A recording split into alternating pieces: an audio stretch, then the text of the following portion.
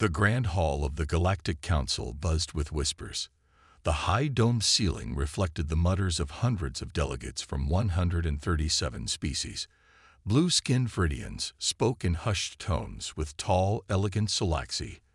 Bulky Chrono representatives shifted their weight from one broad foot to another. At the center of the circular chamber stood Jack Nelson. His plain black suit looked simple next to the colorful robes and elaborate armor of the alien delegates. Jack took a deep breath. His gray eyes showed no fear, only determination.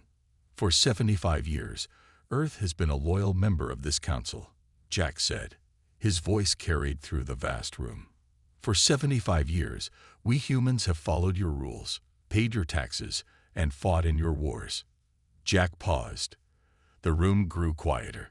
And for 75 years, you have taken our resources, limited our growth, and treated our ideas with scorn. Today, I am here to announce that Earth and all human colonies are giving official notice of withdrawal from the Galactic Council. The silence broke. Shouts of anger mixed with nervous laughter. Jack stood still, waiting for the noise to die down.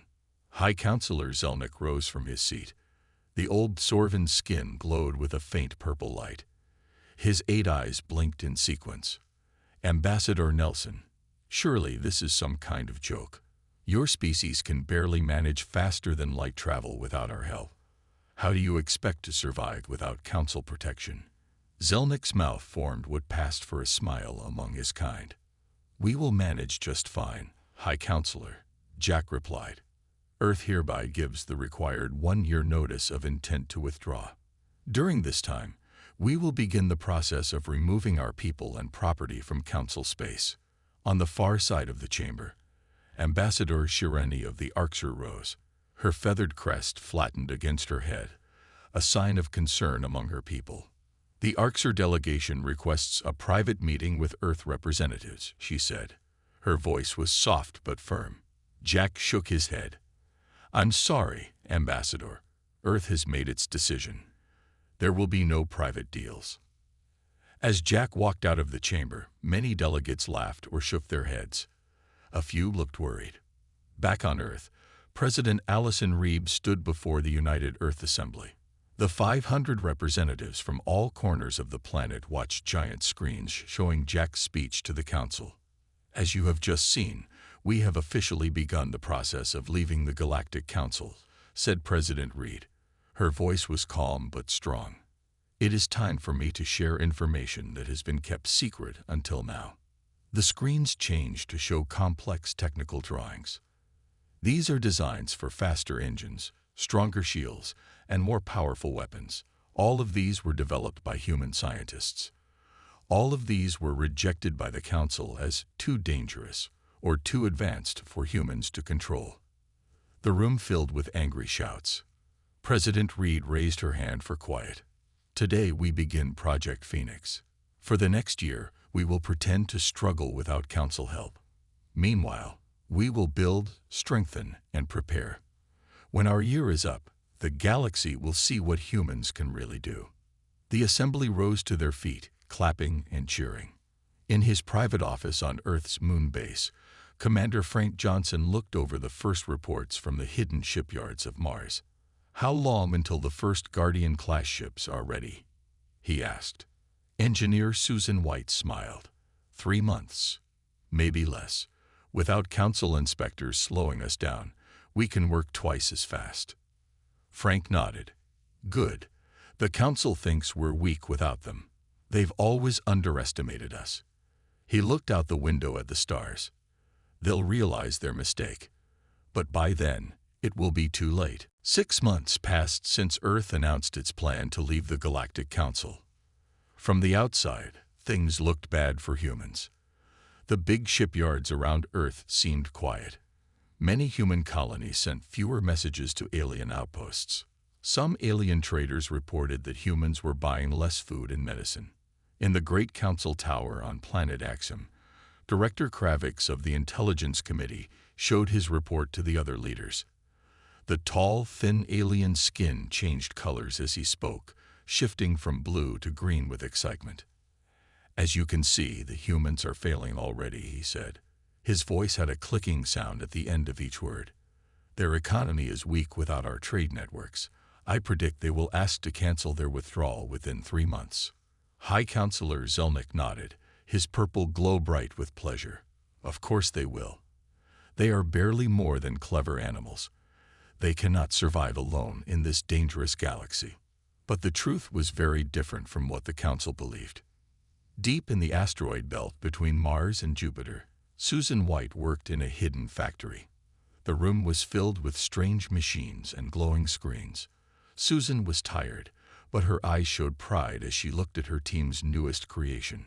"The quantum transmitter is ready," she told the 20 engineers around her. She held up a small silver box no bigger than her hand. "This will let our ships and colonies talk to each other without the Council hearing us. Their scanners will see our messages as normal space noise." One of the younger engineers raised his hand. "Will it work across the whole galaxy?" Susan smiled. "It already is. We've been testing it for weeks. The Council has no idea." On Mars, the red dust swirled around massive underground caves converted into shipyards. Commander Frank Johnson walked beside Dr. Alice Gray through rows of ships under construction. The vessels were sleek and silver, unlike the bulky Council designs. "Your new building method is amazing," Frank said. "We're making ships 4 times faster than before." Alice nodded. Her short red hair was messy from working long hours. "The Council always said it was impossible to build ships this way. They were wrong." She pointed to a large screen showing numbers and charts. "We've built 30 Guardian-class ships already. We're hiding them behind Neptune. The Council's patrol ships never go that far." Frank looked at the largest ship being built. "When will the Freedom be ready?" 2 more weeks, Alice said. "It has the strongest weapons and fastest engines we've ever made. All using our own technology, not Council hand-me-downs." Meanwhile, in the Council chambers, an economic advisor named Peltham spoke to a small group of worried delegates. "We're seeing strange patterns in trade," the furry alien said. "Human colonies are buying less from us, but they don't seem to be suffering. And certain materials that only humans provided are becoming hard to find." Ambassador Shirani of the Arxer spoke up. "Perhaps we should reconsider our approach to Earth. They might be more capable than we thought." Councillor Pelnick of the Vosk hegemony laughed. His massive body shook. "Don't be foolish. Let the humans suffer in isolation. They will come crawling back when their colonies begin to starve." But secretly, the Arxer were already making plans. That night, Ambassador Shirani sent a private message to her government. "Increase stockpiles of human goods. Send unofficial diplomats to Earth immediately. The Council is making a dangerous mistake." In the darkness of space beyond Neptune, the first fleet of Earth's new ships practiced battle formations. Their captains and crews worked together perfectly, preparing for the day when they would reveal themselves to the galaxy. The Council thought Earth was weak and failing. They would learn the truth soon enough. The Council chamber was filled with angry voices. 3 months remained before Earth would officially leave, and many delegates argued about what to do. "We should offer them better trade deals," said a small bird-like alien. "No, we should threaten them with military action," shouted another. While they argued, humans were already carrying out their plans. Large cargo ships left Earth every day. To any watching Council spies, they looked like normal supply runs. In truth, they carried the best scientists, engineers, and workers to new human settlements in faraway star systems. The colony ships traveled to Tau Ceti and Epsilon Eridani, stars that were not far from Earth. These systems had planets where humans could live, and the Council had never paid much attention to them. The ships carried special equipment and building materials too, all hidden under ordinary supplies. On Earth, a man named Alan Wright worked in a small lab outside of Denver. He was not famous or important looking. He wore old jeans and t-shirts, and his brown hair was usually messy. But Alan had one of the smartest minds on the planet. For 3 years, he had been working on a new way to travel through space. The Council used special, rare materials for their ship engines. They controlled these materials and sold them to humans at very high prices. Alan looked at the glowing engine in his lab. It was small, about the size of a car engine, but it could power a large spaceship. "Start the final test," he told his team. The engine hummed quietly. Blue light pulsed from its core. On screens around the room, numbers and charts showed its power. "It works perfectly," said Alan with a smile. "And it uses no council materials at all. Plus, it's 30% faster than their best engines." That same day, in the busy market district on planet Velos, an alien merchant named Gruv spoke to his friend. Gruv sold medicine across many worlds, and his blue scales showed his worry. "The human deliveries are late again," he said. "I can't get the pain medicine they make from Earth plants. Many people need it." His friend, a tall Vosk trader, laughed. "The humans are struggling without council help. Soon they'll come crawling back." Across the galaxy, more and more aliens noticed that human goods were becoming hard to find. Council trade representatives held emergency meetings. In the Grand Council Tower, Councillor Pelnick spoke to other leaders. "These shortages are temporary. The humans cannot survive alone." But some council members were not so sure. Ambassador Shirani of the Arxer quietly ordered her people to buy and store as many human products as they could find. She also sent a trusted assistant to Earth with a private message for President Reed. Inside a secret meeting room on Earth's moon, President Reed met with her top advisors. Maps of the galaxy filled large screens on the walls. "The exodus is on schedule," said Jack Nelson. "Our new colonies are growing quickly. The people are working day and night to build homes and factories." "What about the new engine?" asked the president. "Alan Wright's design works perfectly," said Susan White. "We've already started installing them in our defense fleet. The Freedom will be the first large ship to use it." "And the council?"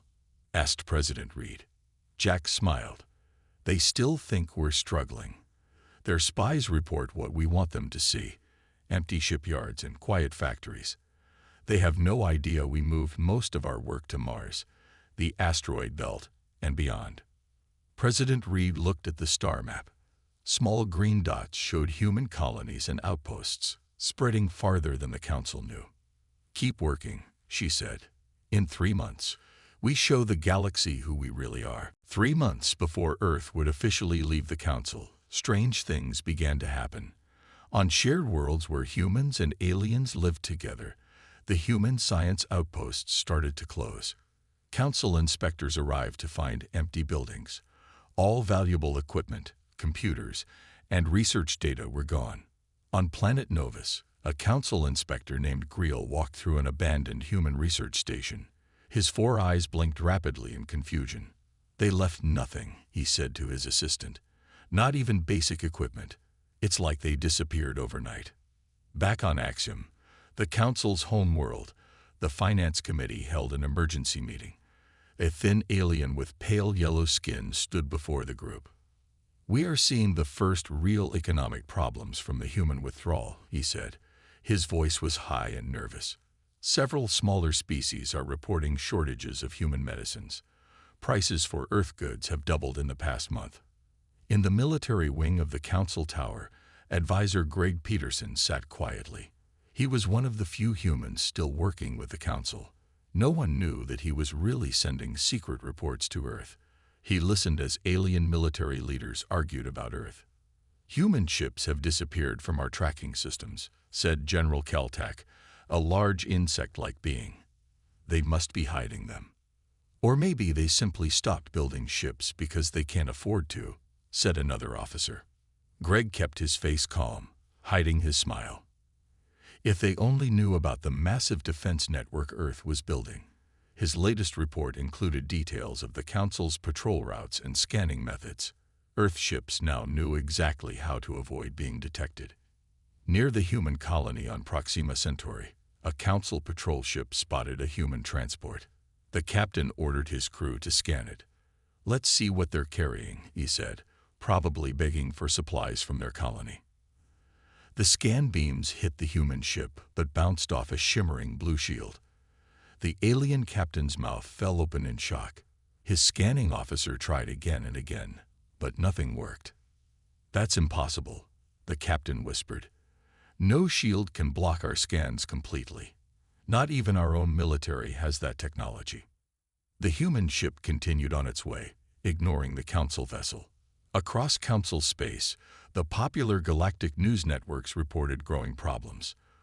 The morning broadcast reached billions of aliens across thousands of worlds. "Trade disruptions continue as Earth prepares to leave the Council," said the news anchor, a blue-skinned Viridian.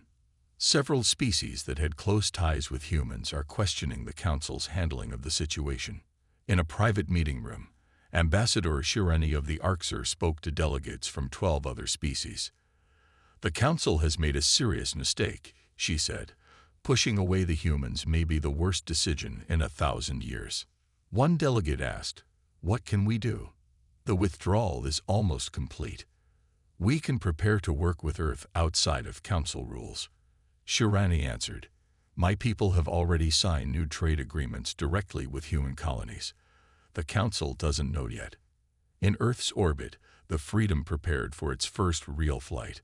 The massive ship gleamed silver in the sunlight. Its smooth curves looked nothing like the blocky Council ships. Captain Lisa Young walked through the bridge, checking each station. "Engine status?" she asked. "Right drive is at full power," reported her officer. "We can reach Mars in 30 minutes. A Council ship would take 2 hours for the same trip." "Weapons?" "All systems ready. The new laser cannons are 3 times stronger than anything the Council has." Lisa nodded and sat in the captain's chair. "Begin launch sequence. It's time to show what humans can really do." As the Freedom moved away from Earth, Council spy satellites recorded nothing unusual. The special cloaking technology developed by Susan White's team made the massive ship invisible to their scans. The countdown to Earth's freedom continued. 1 month before the official withdrawal date, Earth decided to show a small part of its true strength.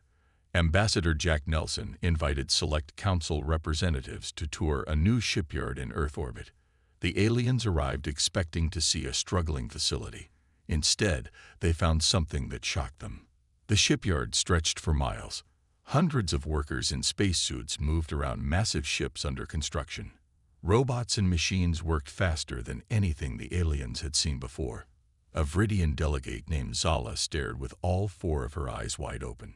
"This is impossible," she said. "You're building ships 3 times faster than our best facilities." Jack smiled. "This is just one of our shipyards, and all of the technology you see was designed by humans, not copied from Council standards." On the tour, the aliens noticed many things that worried them. The human ships had strange engines, unusual weapons, and systems the delegates didn't recognize. Most concerning of all, the humans seemed completely confident. Back in the Council chambers, the alien delegates reported what they had seen. Many Council members refused to believe it. "They must have tricked you somehow," said High Counselor Zelnick. "Humans cannot possibly have advanced this quickly." That same day, scientist Julia Green held a press conference at Earth's main hospital. News cameras from across the galaxy recorded her announcement. "Today, I'm pleased to reveal a new medical treatment that can cure Rigelian bone disease," she said. Her voice was calm, but her eyes showed pride. "This illness has affected millions of aliens across the galaxy for centuries." Julia held up a small blue vial. "This medicine works in a completely new way. And I should mention that we proposed this research to the Council Medical Ethics Committee 3 times over the past decade. Each time, they rejected it for being too experimental." The news spread quickly through Council space. Rigelian bone disease caused terrible pain and shortened lives. Hundreds of worlds with Rigelian populations immediately sent messages to Earth, begging for the medicine. In the Council Defense Force headquarters, General Caltac pounded his fist on the table. The large, insect-like alien's wings buzzed with anger. "The humans have been hiding their true capabilities," he shouted. "They must be sanctioned immediately. They pose a security risk to the entire Council." The room filled with angry voices as military leaders argued. Some wanted to send warships to Earth as a show of force. Others warned that humans might be stronger than they appeared. Greg Peterson sat quietly, recording everything. Later, he sent a secure message to Earth. Council military leaders divided. Some want action against Earth. Vote happening tomorrow. The next day, the full council gathered to vote on military sanctions against Earth. General Caltac presented his case with angry words and warnings. Then economic advisors showed charts of how sanctions would hurt many council worlds already suffering from human trade reductions. When the vote came, Caltac's motion failed by a narrow margin. High Counselor Zelnick looked worried for the first time. "We must tread carefully," he said. "1 month remains before Earth's withdrawal. Let's not make the situation worse." On Mars, Commander Frank Johnson and President Allison Reed watched the council broadcast together. Frank smiled at the close vote. "They're finally starting to realize what they're losing," he said. President Reed nodded. "But it's too late for them. Our path is set." She looked at a display showing the position of human ships and colonies across nearby star systems. Green dots showed hundreds of locations, far more than the council knew about. "1 more month," she said. "Then we show them everything." The day of Earth's official withdrawal from the Galactic Council finally arrived. Earth hosted a ceremony that was broadcast to every corner of the galaxy. Billions of beings on thousands of worlds watched as humans prepared to chart their own path. The ceremony took place in a large open plaza in Geneva. Flags from all human nations and colonies waved in the gentle breeze. Leaders from every Earth government sat in rows facing a simple wooden stage. President Allison Reed walked to the center of the stage. She wore a plain blue suit, but stood tall and proud. "Today marks the end of Earth's membership in the Galactic Council," she said. Her voice was calm and clear. "For 75 years, we tried to be good partners. For 75 years, we were treated as lesser beings." On Axiom, the council members watched the broadcast in silence. Many shifted uncomfortably in their seats. "We leave not out of anger, but out of a desire for true partnership and respect," President Reed continued. "Earth extends an offer of peaceful relations with all species, both within and outside the Council framework. We will trade fairly, share knowledge openly, and defend ourselves when needed." In the Council chamber, Ambassador Jack Nelson stood before the gathered delegates one last time. Without saying a word, he walked to the wall where the flags of all member species hung. With careful movements, he removed the Earth flag from its holder. As he turned to leave, Ambassador Shireni of the Arxer stood up. "The Arxer Confederation wishes to formally announce our intention to maintain full diplomatic and trade relations with Earth and all human colonies," she said loudly. Before High Counselor Zelnick could respond, delegates from 11 other species stood as well, making the same announcement. The chamber erupted in shouts and arguments. Zelnick's purple skin flashed brightly with anger. "This is not permitted. All trade with non-council species must go through proper channels." Ambassador Shirani's feathered crest rose in challenge. "There is no rule preventing independent relations. We are sovereign species, not council slaves." For the first time in 2,000 years, a council session ended in disorder without a formal closing. Delegates continued arguing as they left the chamber. Meanwhile, across council space, monitoring stations detected a synchronized activation of hidden human installations and vessels. Alarm signals flashed on thousands of screens as the true extent of human preparations became visible. In orbit around Earth, massive defense platforms appeared, dropping their cloaking shields. Near Mars, the Guardian fleet of 30 warships moved into formation. On the edge of the solar system, long-range scanners watched for any sign of Council aggression. Most shocking of all, human colonies that the Council didn't even know about sent signals to Earth, confirming their status. The green dots on Council maps doubled, then tripled in number. On board the Freedom, Captain Lisa Young received messages from across human space. "All colonies reporting in," said her communications officer. "All defense systems active. The right drive network is operational across all major settlements." Lisa nodded. Send word to President Reed. Operation Phoenix is complete. In her office in Geneva, President Reed received the news with a small smile. She turned to her advisors. And so it begins, she said. Our true journey as an independent species. One of her aides looked worried. Do you think the Council will try to force us back? Jack Nelson, newly returned from Axum, shook his head. They're too shocked right now, and too divided. Some species are already breaking the way to join us. We're ready either way, said Commander Frank Johnson. But I don't think they'll risk a fight. They've just realized how wrong they were about us. President Reed looked out her window at the night sky, where new stars were visible, human ships moving into defensive positions. Let's hope they've learned that lesson well, she said, for their sake. 2 weeks after Earth's departure from the Council, the effects began to spread through the galaxy like ripples in a pond. On dozens of worlds, technologies that aliens had taken for granted started to fail or work poorly. On the banking world of Trazis, the main computer system that handled money transfers across 500 planets suddenly slowed down. The alien technicians could not understand why. The system is using all the right codes, said the lead engineer, a short green alien with 6 arms. But something is missing. It's like the software forgot how to talk to itself. What the aliens didn't know was that humans had built special parts of many council systems. They added small changes that only they understood. When humans left and stopped maintaining these systems, the hidden problems began to show. On planet Axum, Council science teams made a shocking discovery. They found old records of meetings where human scientists tried to explain mistakes in Council physics theories. Each time, the Council science leaders had ignored the humans or laughed at them. In his office, High Counselor Zelnick read the reports with growing horror. They knew, he whispered. They tried to tell us, and we refused to listen. That same day, engineer Peter Warren released a scientific paper that shook the galactic community. The paper showed that humans had found serious flaws in Council science decades ago.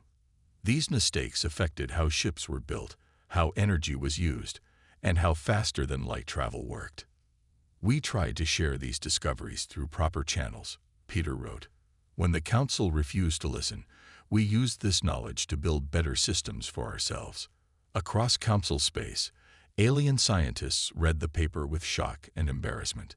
The human ideas were clearly correct. The Council's most basic scientific theories needed to be changed. Meanwhile, a human ship using the new right drive made a public demonstration. It traveled from Earth to Alpha Centauri in just 2 days. The fastest Council ships needed at least 4 days for the same trip. News of the demonstration spread quickly. On trading worlds, the value of Council shipbuilding companies dropped sharply. Why would anyone buy their slower ships when humans had better ones? 3 mid-level species in the Council, the Viridians, the Teln, and the Corva, sent official requests to the Council leadership. They wanted permission to make direct deals with Earth for technology exchanges. They didn't want to wait for the slow Council process. High Counselor Zelnick tried to delay the requests, but the pressure was growing. More species were asking the same question. What else had humans discovered that the Council had ignored? On Earth, President Reed met with leaders from the 12 species that had chosen to maintain relations outside the Council framework. The meeting took place in the Grand United Earth Assembly building in Geneva. We welcome you as friends and partners, said President Reed to the alien representatives. Unlike the Council, we don't believe in keeping knowledge from those who can use it responsibly. Ambassador Shirani of the Arxer nodded. We have much to learn from each other. The Council's way of ranking species by age and power has failed us all. In the shipyards of Mars, the first civilian ships with right drives were prepared for sail to friendly alien worlds. Engineer Alan Wright watched with pride as his invention was installed in vessels that would soon travel across the galaxy. I never thought I'd see this day, he said to Susan White, who stood beside him. Our technology helping other species without Council restrictions. Susan smiled. This is just the beginning. Wait until they see what else we've been working on. 6 months after Earth left the Council, the galaxy looked very different. Earth now led a new group called the Stellar Cooperative. Unlike the old Council with its strict rules and rankings, the Cooperative treated all members as equals. Each world could make its own choices while sharing technology and helping defend each other.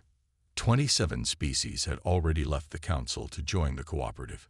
More were thinking about leaving each month. The Council, which had ruled the galaxy for thousands of years, was starting to fall apart.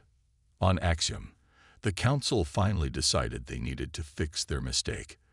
They sent their best diplomat, High Negotiator Vraktha, to Earth. The tall blue alien arrived with great ceremony and asked to meet with Earth's leaders. In the main meeting room of the United Earth Assembly, Vraktha sat across from Ambassador Jack Nelson. The alien's long fingers tapped nervously on the table. "The Galactic Council wishes to offer Earth a special position," said Vraktha. His voice was smooth and practiced. "You would return to the Council, but with special status. You would have more freedom than any other member. You could keep your independent colonies and military." Jack listened politely, but shook his head when the alien finished. "I'm sorry, but Earth must decline. We have already built something better than what you're offering." Jack pointed to a large screen on the wall showing a map of cooperative space. "Our members work together by choice, not by force or fear. We share knowledge freely. We don't rank species by age or power." Vraktha's blue skin darkened with worry. "But the Council has existed for 20,000 years. Surely you don't think your new group can replace such history. Sometimes old things need to end so better things can begin," Jack said simply. Later that day, Captain Nancy Miller stood on the bridge of the exploration vessel New Horizon. The ship was the first of its kind, built using only human designs and materials. Its mission was to explore beyond the edges of known space, to find new worlds and maybe new friends. "All systems ready, Captain," reported her first officer. Nancy nodded. "Activate the right drive. Let's see what's out there."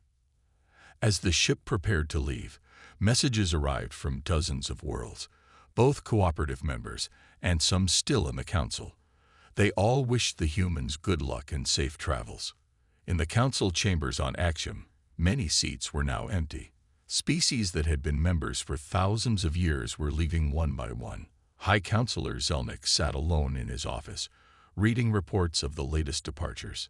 An aide entered the room. "High Counselor, what should we do?"